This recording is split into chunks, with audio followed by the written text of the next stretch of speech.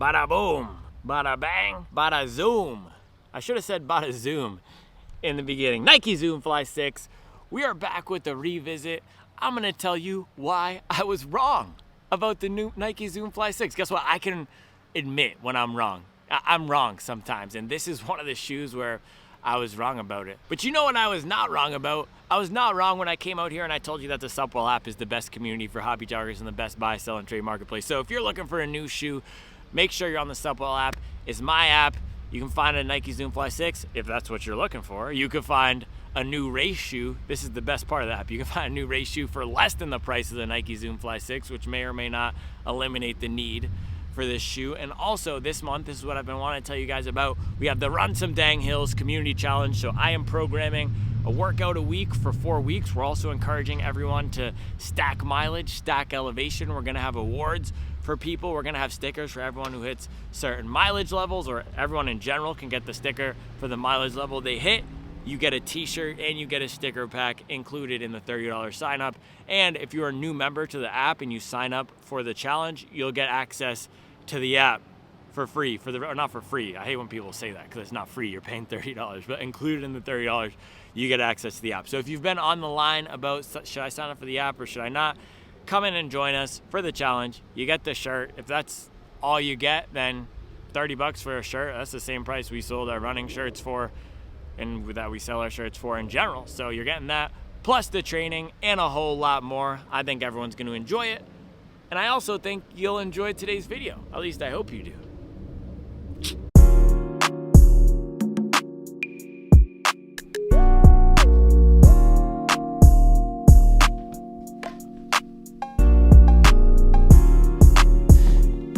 This is just one of those weeks, man. It's Monday morning. I already feel like I'm playing from behind. You know those weeks? Because tomorrow I know I need to get up early, go to the airport, I'm flying off, and then I'm not going to be back till late Wednesday night, so I'm not going to be able to double on Tuesday or Wednesday because I have a 2-day work shenanigans.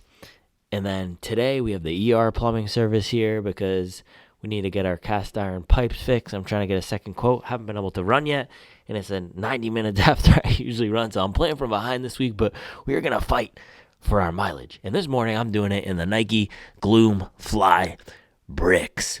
So the reason I'm revisiting this shoe, I've been wanting to revisit it for a while, and people have been asking me to revisit it for a while, but I will not run in a shoe. Well, I'll run in a shoe for any reason if I just feel like it, but I will not take a shoe out to run in it again unless I enjoy it or unless I have a question that I want to answer, unless I have a theory about the shoe that I want to validate, a hypothesis that I want to put to the test. So my question today, my theory, my hypothesis is that I've been too hard on these shoes. That's my thought. My question is, well, I have two questions. One is the Nike Zoom Fly 6 trash or am I? And the second question to that is, am I trash because I've been using these shoes incorrectly? And I know I joke about that a lot of the times because it's a running shoe. How do you use the shoe? You know what using the shoe incorrectly is?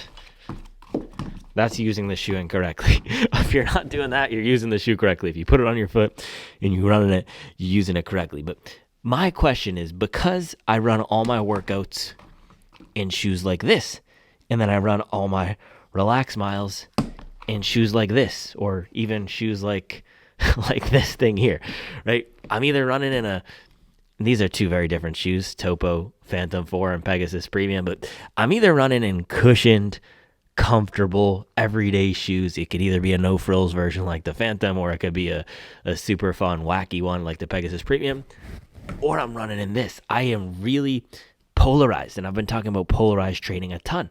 I'm either in this side here. I don't care about pace at all. Maybe I'll throw some strides in there, but it's really all about relaxed mileage and recovery.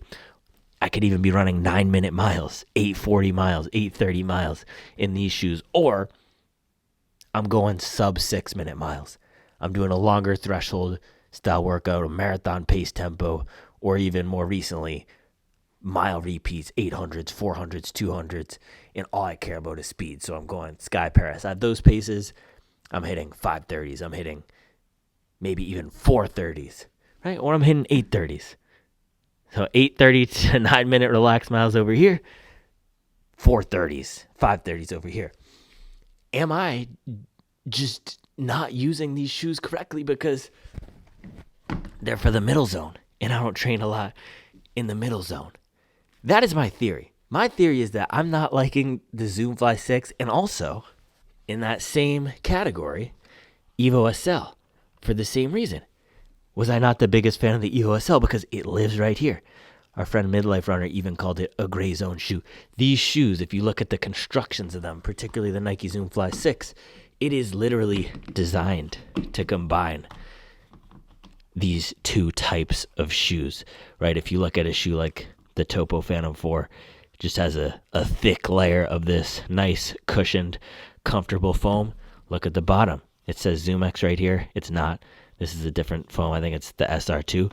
But on the bottom, you have a foam that's very similar to what would be in a standard daily trainer like this. And then on the top, that's where you get the ZoomX, the race foam, and the carbon fiber plate like you'd get from this. So the Zoom Fly is like you combined the Phantom and the Sky Paris. Bang, you get this shoe right here. So for me, in my training, there just isn't a whole lot of daylight for a shoe like this that you have some elements of cushion, you have some elements of speed. I'm either going all comfort or I'm going all speed. Now, I do think potentially, and this is why I'm taking this shoe out this morning, maybe at my daily paces, these shoes could feel better. Maybe for some days where I want to have extra fun on my everyday miles, I could find a place for the shoe like the Zoom Fly 6, because unlike the Topo Phantom 4, unlike even the Nike Pegasus Premium, there are more elements in the Zoom Fly 6 that are designed for speed and designed to make it easier to run. So what I'm thinking is, on my daily miles, I could get some more benefit out of this shoe, especially when I'm not pushing all the power down through the shoe at my workout paces. Because with the Sky Paris, I can really drive through. Oh, I need to wipe this down. I really need to wipe this down. I don't like that at all. These are literally assets, bro. ASICS is already teasing the next version of this. I saw it on IG this morning. So, New Balance SC Elite V5's coming out. The Puma Fast R3 should be here soon. And we have the new ASICS. It's a good time. It's a good time to be a Carbon County enthusiast. Yeah, I can drive a lot of power through these shoes. They're lightweight. They allow me to hit faster paces. And at my workouts right now, at my workout paces, I've just been feeling like these shoes don't have enough. They just don't have what I want, right? And there's a reason you don't see Connor Mance training in the what is this thing called? Zoom Fly 6. You don't see Clayton Young training in the Magic Speed 4, because those guys who have access to all these shoes and unlimited, near whatever they want, they choose the fastest ones. And same thing for me. I'm nowhere near their paces, but because I have access to all these shoes, I just prefer running in these. And the other thing with these shoes, I think there's this fallacy that, oh, they're designed to be versatile. They're designed to be do it all. That just means it's highly compromised. That just means it's not the best at any one thing. I would much prefer, dude, get the Vomero and get the Sky Paris. Because most people who buy this shoe, they don't just have this shoe. That's the thing. And that's the fallacy with it.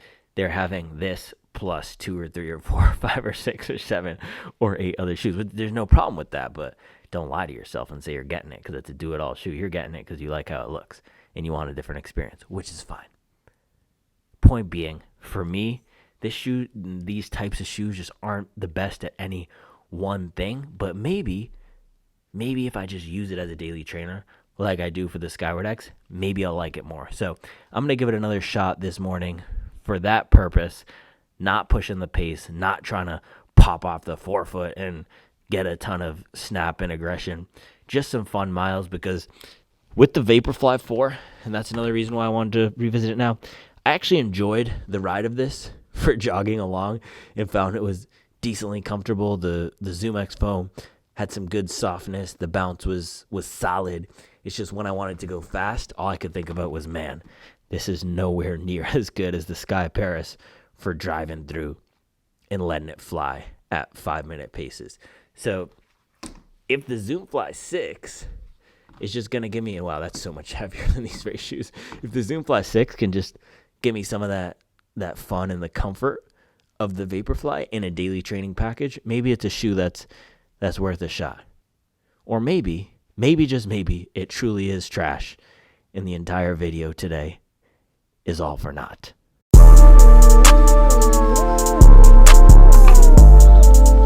Alright, quick lab here. Put it on the scale, do the stackerator.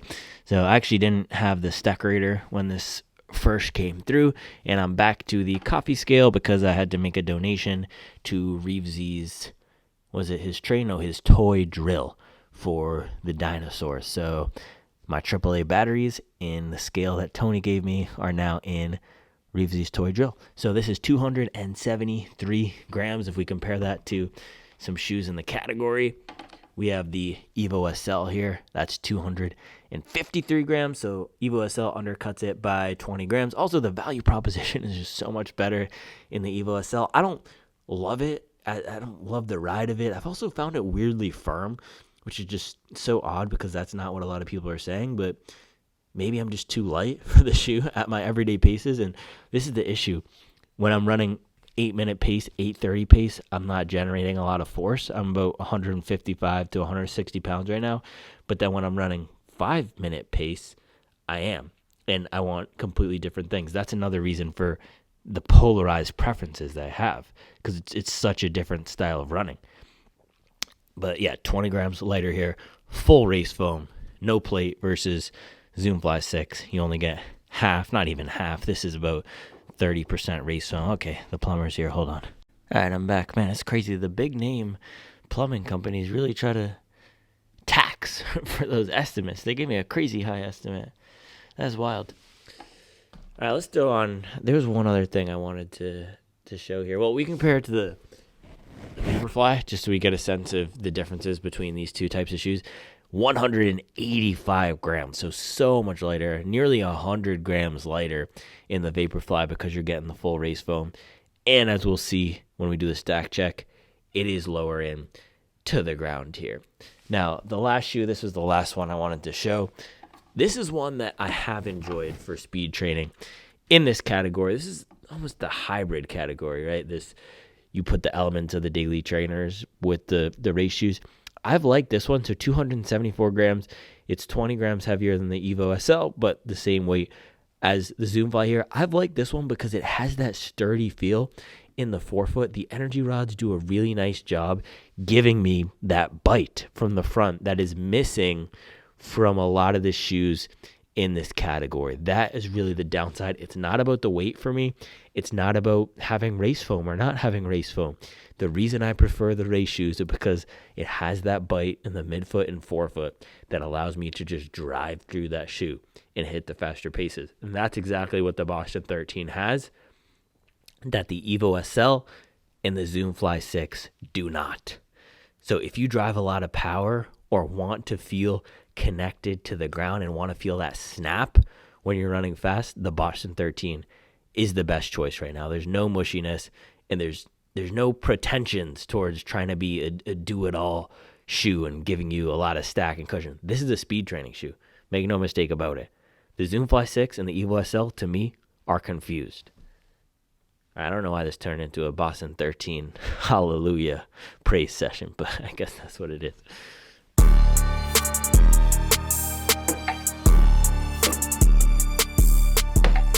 I should throw the damn son, where'd you find this tag on the stack check beat. Damn, son, where'd you find this? All right, left one coming in right around 40. We could round that up. Let's round that baby up. 39.9. I guess we round to the 10th place here, so we can't round that up because you see it's 4. If it were 5 or 6, we could round up. Remember that? But instead, we just drop. So 39.9. Sup while running, we round to the 10th. Gonna put that on the next t-shirt.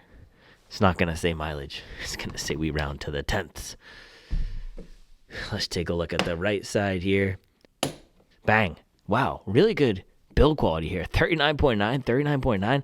After I think I've only used this twice, but 30 miles on it, only 0.01 difference in stack across both. By the way, somebody asked me recently, or told me, they didn't ask, they demanded. They said, you should remove the insole before you measure the shoe.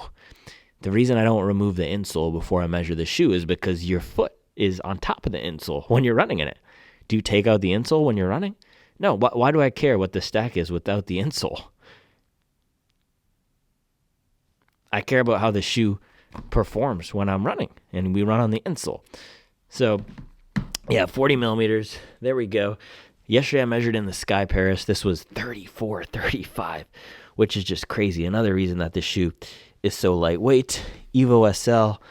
I know a lot of people are going to want to compare these, so let's just take a quick measurement here. I don't remember. I think it's around 37, 38. Let's see. Yeah, 37.5. All right, let's lace these things up.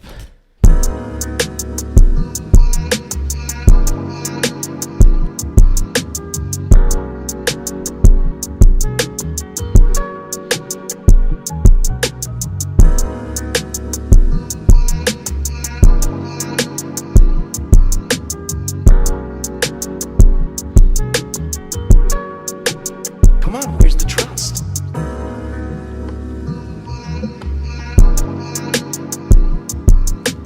Man, this shoe looks so good in the Kipchoge colorway. By the way, yesterday Kipchoge finished 6th. Like the Nike Zoom Fly 6, he finished 6th at the London Marathon, which is awesome, top 10 finish, but he's not competing at the level that he once did. And he even said before the race, he said he was done. He's done competing at the highest levels. Not in those exact words, but he says, I'm not the best anymore. Sidious Mag had a good interview with him. He said, I'm not the best anymore. I'm here to teach the next generation. He said, I'm 40. I'm not as good as I once was, but I could be as good as I was once. He didn't say that, but that's whenever the playoffs roll around, NBA or NFL, you hear that expression come out. Aaron Rodgers wasn't as good as he once was, but he could be as good as he was once. So yeah, that tells me I have about 8 to 9 years left. How far can I take it in 8 to 9 years left before I meet my same end? It comes for all of us.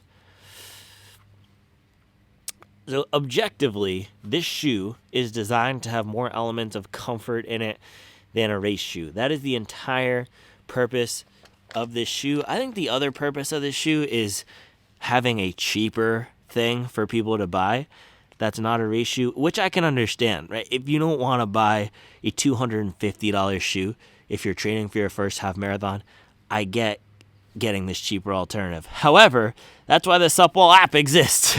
Just get something on sale on the Supwell app for $150 instead of buying a compromised product like this if you really want something for speed. I'm just so dubious about some of the shoes in this category. I have a hard time seeing who these are actually best for, except if you just want more shoes and to have this illusion of versatility and saving money. Anyway, walk test.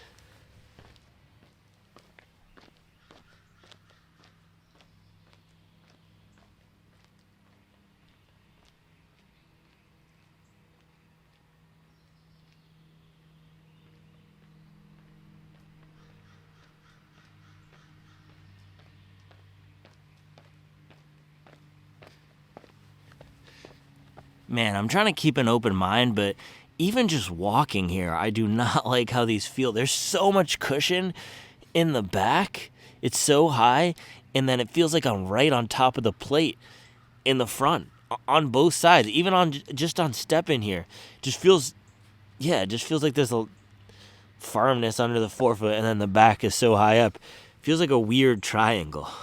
Just very high drop, but it's not uncomfortable. It's just, that plate feel under the forefoot is so odd. But we're going to get some miles in. It is super late this morning because we had the plumber come giving us crazy quotes everywhere. So 10 miles in. I was hoping to get 12. That's not happening. 10 miles. Let's just do this thing. Yeah, it's something about the geometry of the shoe just feels so odd.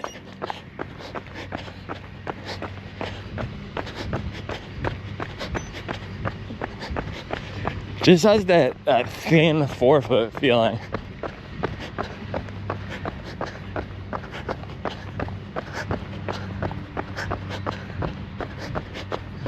All right, I'm gonna give this a chance. And it's funny because people always call me this aggressive heel striker, especially people who like shoes like this. But this actually feels best for aggressively heel striking with the higher drop and all the cushion. When I try to land further up, it does not feel that good.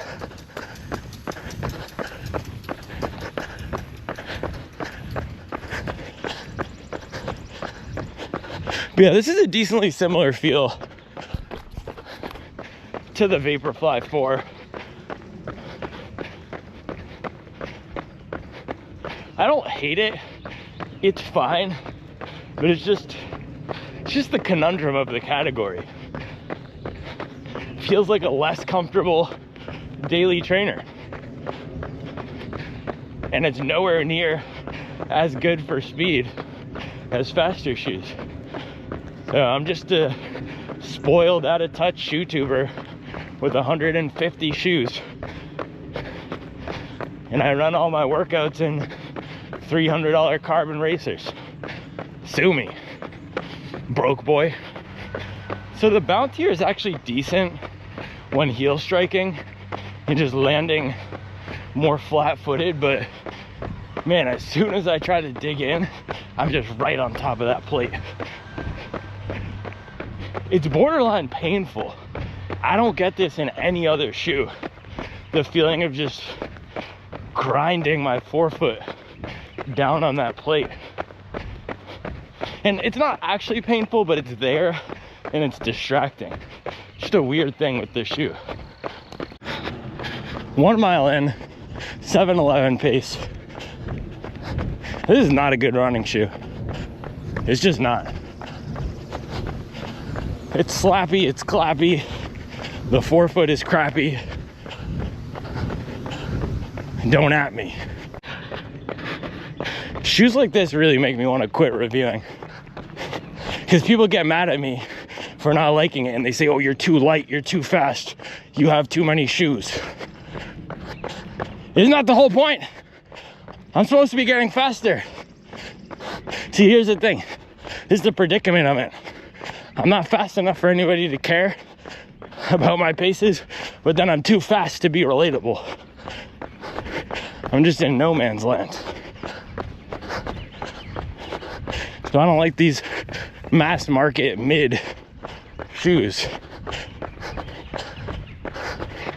Also, the fact that I can literally feel the plate in these is like the Hyperion Elite 4 PB, the OG carbon clapper.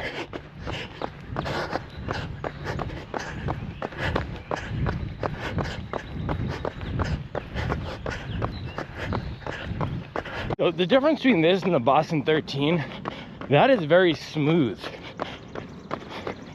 And the lower drop is actually nice. And I can't feel the rods at all. But I can feel the benefit of them doing their job, which is stiffening the forefoot to allow for a more aggressive toe off on faster paces with that more rigid platform. With this, I can feel the plate here at my relaxed paces, but when I pick it up, I can't feel it doing its job, at least historically. I might have to throw some strides in today to test that. I think the way to look at these shoes, this category, especially for me, is comparing them to the daily trainers. They're obviously not going to be better than the race. Look at me saying obviously. I'm just on my condescending shoe tube jerk. I'm carbon rich. I don't care who knows it. I'm not running this SR2 EVA junk on my workouts. No, but seriously, I'm not gonna run. Well, I would run a workout in these, but you can't compare them to the race shoes for performance. They're designed to be heavier. More padding in the upper, more cushion. They're just not gonna give the same benefits. So you have to compare them to the daily trainers, because that's the opportunity cost of mileage. For me, I'm either gonna be running the Aeroglide 3 or this. So for me, it's what does this have that the Aeroglide doesn't? What type of running does this enable that the Aeroglide doesn't?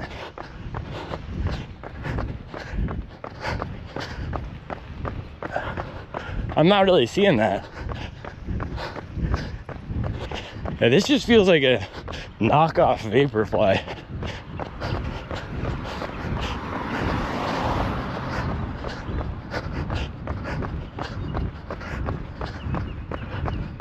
Haven't run a workout in EVA since 2023.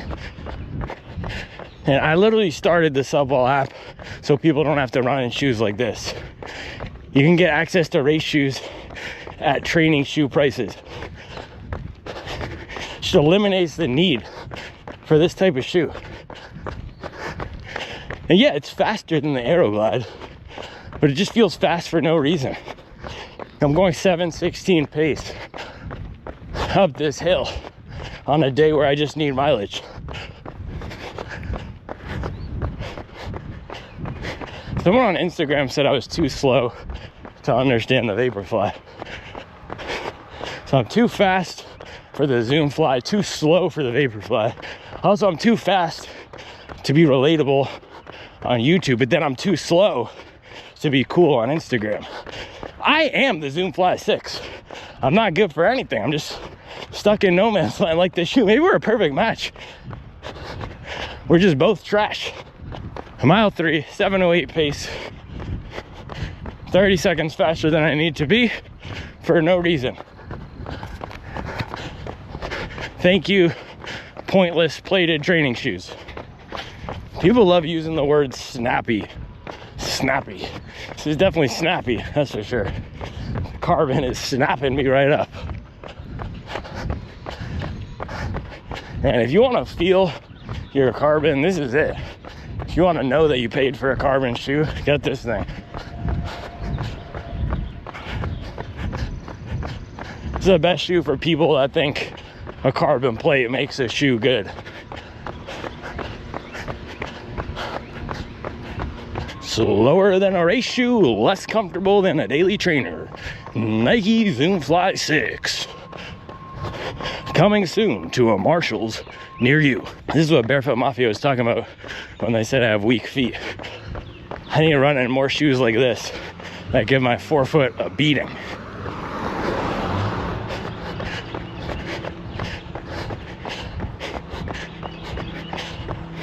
It's like a meat tenderizer for the balls of your feet. Streak Fly 2 doesn't do this to my feet, but this does. It's probably because I'm too slow and using it wrong. Man, my shoe tuber privilege is showing today. I'm just having no empathy for the regular folks. Toiling in their $170 carbon plated training shoes. I have no understanding of the plight of the civilian running shoe enthusiast who can't afford a $250 race shoe but can afford 13 daily trainers. I'm just privileged. Yeah, mile 5, 7:24. This is the type of shoe to make you slow down in the back half. Oh, it's a do-it-all shoe. Stop lying to yourself. There's nobody out there who owns just the Zoom Fly 6. If you can find me that person, I'll buy him a new shoe so he can have something else to run in other than this thing. Do it all shoe. The people who buy this have at least 3 shoes. Drinking that Kool-Aid. I have no problem with having a lot of shoes, man. Just don't lie to yourself. Talking about it's a do-it-all versatile shoe. The issue is people are conflating versatility with being compromised. A versatile shoe is one that's comfortable, can go fast, can go long, can go short. A compromised shoe is one that is worse in a lot of areas because it's trying to do too much. This is a compromised shoe. It's a lot heavier than other speed training shoes. It's even 20 grams heavier than the Evo SL. Doesn't have the same bite as the Boston. They tried to do too much with it, so it's good at nothing. A versatile shoe is good at everything. That's the difference. This is a compromised product. There's also this fallacy, oh, this is for new runners. It's for new runners. Why? Why do you want new runners to use bad shoes? New runners deserve good shoes too. A new runner can use the Alpha Fly. If they want something comfortable, they could do SC Elite V4. On Cloud Boom Strike, that's a great shoe for new runners. It's a great shoe for time on feet. What makes a shoe good for a new runner? Stability? There's plenty of stable, fast shoes. Mach X2, that's decently stable. It's way better than this thing. Why do you want new runners to buy a bad shoe just because it's cheaper? Buy a good shoe on the Supwell app, or buy a good shoe new. Spend the 80 extra bucks and get a real race shoe. Buy the Vaporfly 4 if you can afford it, or the Vaporfly 3 for $150. Stop telling new runners to buy bad shoes. New runners deserve better. Or maybe it's a trick by the gatekeepers. You get the new runners to buy this. It's so bad that they quit running. And then look at that. Only the established real runner veterans stay in the game. Or maybe it's not even about quitting running. They just want them to buy this. Buy the bad shoes. Don't buy the carbon shoes, because the more demand for the carbon race shoes, the real carbon county shoes, the more demand for those, the higher in price they get. So let's have these shoes, the bad training shoes, the new runners buy them, keep the prices down on the race shoes.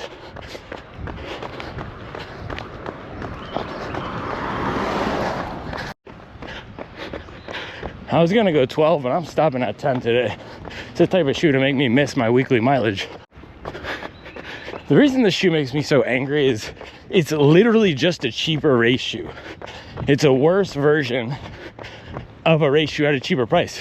The only reason this shoe exists is so that somebody will buy it. That's not a good reason for a product to exist. Products are supposed to serve problems, solve problems. This does not solve any problems. It's creating more problems, like a bruised forefoot. Or maybe this exists so that people buy the Vomero Premium. Your forefeet are gonna be so beat up, you're gonna need to get the new $320 Max Stack shoe. Now that is smart product development by Nike. That's a good rollout strategy for the Vomero Premium. I'm a staunch capitalist, but this is the type of shoe that makes me want to occupy Wall Street. This is corporate greed right here. Just make a worse shoe, sell it at a price that will drive more margin for us in high volume. Let's have no advancements in technology. Let's make it less comfortable, slower. But we know people are gonna buy it. It's corporate malpractice is what it is. Somebody needs to send this video to Bernie Sanders, let him know what's going on. Maybe he can put an end to this. And the other thing is the Zoom X stamped on the side. That is deceptive. That is actually predatory. Stamping Zoom X big on the side where it's not Zoom X, making people think it's full race foam. And that actually makes me upset. That is bad for consumers. It's misleading and it's wrong. Last mile, finally. I'm gonna hit a few strides, just quick and short.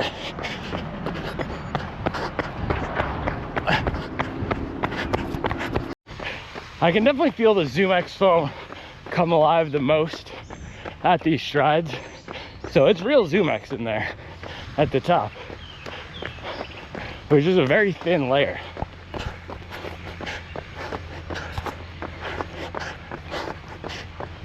Yeah, much better for the strides than the jogging or mileage, which just again leaves it in a completely confused no man's land.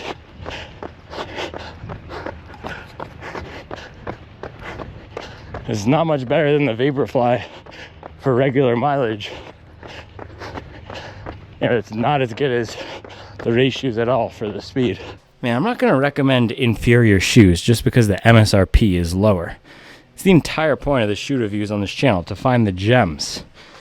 All right, 10 miles, 2,400, 7:21 pace, 1 hour, 15 minutes, 17 seconds.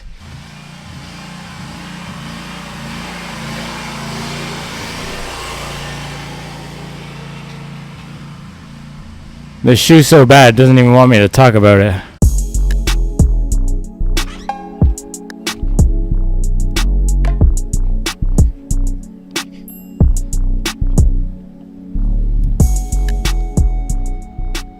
In the words of Sean Carter, what more can I say? Except in that context, he was talking about the end of his career, or the supposed end of his career. He kept going, he's still going. And what more could he say about what he had accomplished, all the things he contributed to the game, all the things he contributed to society, being a role model for people, being this successful archetype of a musician businessman. What more can he say? But today, when I'm saying what more can I say, the meaning is, what else can I say about this terrible shoe that has not been said in this video and in the other videos? What more can I say? So I will say a few things that I have not said yet. First, I was wrong about the Nike Zoom Fly 6. I've been calling it the Nike Gloom Fly Bricks. It is not a brick. And what I learned today, it was actually surprising here at the end when I did some strides. It was not bad. That was the best part of this run, was doing those strides. However, the speed capability of this shoe is so much worse than the race shoes, and the comfort is so much worse than the training shoes, particularly the Vomero 18, which just came out, which is an awesome shoe, very comfortable, that it leaves this in this no man's land, in this island, a zone of pointless shoes that are created just so the brands can sell products. This is a niche that nobody needs. It's a fallacy that we need a shoe like this. Let me answer the questions we typically answer on the first run reviews and the revisits. The number one question is, how does this compare to the intended purpose? And this is what gets me so fired up. The intended purpose of this is for Nike to sell a shoe. That is it. They're not designing it to be the best at anything. They don't want it to be the most comfortable. They don't want it to be the fastest. They don't even want it to be a do-it-all shoe at an affordable price point. That would be the Pegasus, or maybe the Vomero, or the speed affordable option would be the Rival Fly, which I should check out soon. No, this thing is designed to move in numbers, but not to be as expensive to manufacture, and not to have the highest technology like the Vaporfly does and like the Alpha Fly does. So in the construction here, you can see it. They put an inferior foam on the bottom here. this Cushlon or SR2. It's a training foam. And that's actually not the worst part of the shoe. It is decently comfortable landing in the back for aggressively heel striking. It's fine. But then at the front, trying to drive off the front here, and even just when I was jogging along, it's just so slappy and disconnected. And that's the biggest thing. It just doesn't come together in a smooth way. When you stomp on it in the back, you can get some balance, but it just feels so slappy, like my forefoot is taking a beating at the front here. So I said I would say new things. I've said all that before. Yeah, it doesn't have enough ZoomX to warrant getting this, especially now that you have the Vaporfly 3. If you really just want that soft, bouncy, fun ZoomX experience, you can get that out of the Vaporfly 3 for $150 on sale at a lot of places, especially with the Running Warehouse discount code. So not a whole lot of ZoomX. The stability is fine. It's just this illusion of, oh, this is the do-it-all shoe, or this is the shoe to get if you want something that's good for a lot of different types of runs. It's a compromise shoe that's worse than anything else for the type of run that you'll pick it for. So if you really are the type of person that's going to buy one shoe, then I understand this category, but there's just much better options. Even something like the Aeroglide 3 would be a better option than this.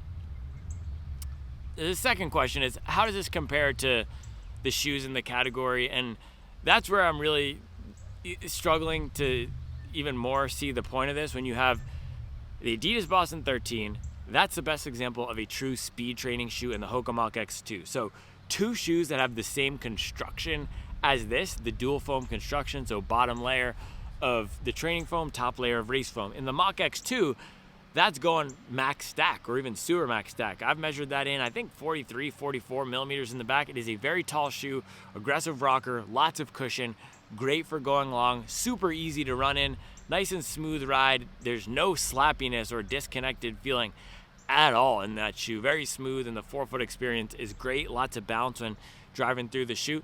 And then you have the Adidas Boston 13 on the other end of the spectrum, which lower to the ground, stripped down. That's dang near 10 millimeters lower than the Mach X2. Very firm forefoot when picking up the pace. I can drive through that shoe. It's great for the development of speed mechanics. And then this, again, is caught in the middle. It's not as cushioned and comfortable as the Mach X2 for going longer.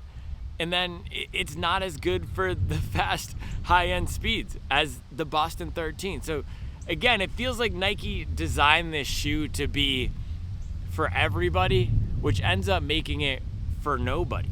The type of people that are only going to have one shoe would be much better served by the Vomero 18. The type of people who want a specialized long-run shoe for marathon training would be much better served by the Hoka Mach X2 or a real Carbon County race shoe. And guess what? That whole fallacy of durability is gone out the window too. This isn't going to be any more durable than the Puma DV8 Nitro Elite 3. This isn't even going to be that much more durable than something like the Alphafly. The Alphafly might lose its pop, but it's going to have the same amount of protection as this. And the whole point of durability is so that it holds up better and feels better for a longer period of time. This doesn't even feel all that good out of the box. The forefoot already feels like it's flat. It felt like that from one step. That's just in the design of the shoe. So compared to the other shoes in the category, it's just as compromised. It's not as comfortable as a daily trainer. It's not as fast as a race shoe. And compared to the other shoes in the category, again, it's that milquetoast, mediocre, middle zone shoe. Not as fast as the Boston 13, not as much race foam as the Evo SL, not as cushioned and comfortable as the Mach X2. So this is really the type of shoe I can recommend for nobody. Question number 3, how does it compare to everything else on the market? And that's when the question of the daily trainer comes into play. For me, looking at the shoe and what it is purely a worse version of a race shoe, which makes it a training option. It's not a shoe that I'm going to race in. It's not a shoe I'm going to recommend anybody to race in. It's not a shoe that I'm going to pull out for my biggest workouts. It's not a shoe I'd recommend anyone to pull out for their biggest workouts. And I talked about the new runners and beginner runners and this whole line of thinking that's so condescending that, oh, this is a shoe for new runners. Don't make new runners buy bad shoes. There's great shoes for new runners. There's lots of good shoes with stability. And just because it's $170 doesn't make it a better shoe for a new runner. And guess what? If you can't afford a $250 shoe, I'm no Dave Ramsey, but if you can't afford a $250 shoe, you probably shouldn't be shelling out for a $170 shoe anyway. And you can get a new race shoe or a very lightly used race shoe on the Supwell app. I'm not even gonna make this a plug for my own app, or on eBay, or any other secondary marketplace, Poshmark for all I care. You can get a race shoe with very limited miles for $150 if you look. So don't make new runners buy new, overpriced, bad shoes. But if it's not a race shoe, and it's not the best option for speed training, and it's not gonna be the shoe we pull for our big workouts, that makes it a training shoe. What type of training is it for? And this is the whole concept that I had for this video. Maybe I'm using it wrong. Maybe it'll be better for those relaxed, steady zone miles. And it was okay for that, but the feel wasn't good, and it's no better than the Salomon Aeroglide 3 or the Asics Nova Blast 5, which truly are versatile shoes that are more do-it-all. They have more comfort and are just as fast as this thing. So for $170, you're paying $30 more than the Nova Blast 5. You're paying $10 more than the Aeroglide, and you're getting a less comfortable training shoe.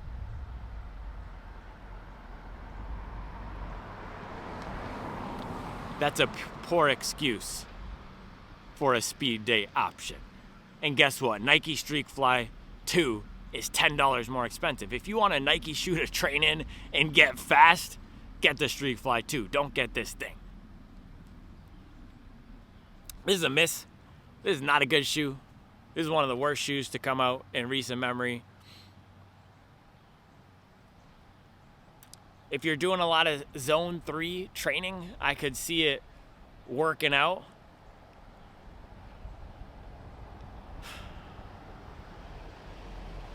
Hey. What's up? Are you here for the... Uber Eats. What's that? Uber Eats. Oh, no, it's not me.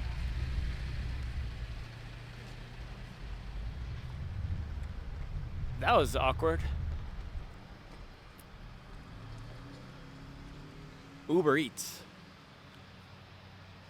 Yeah, it's a big thumbs down for me. I'll be back tomorrow with another video.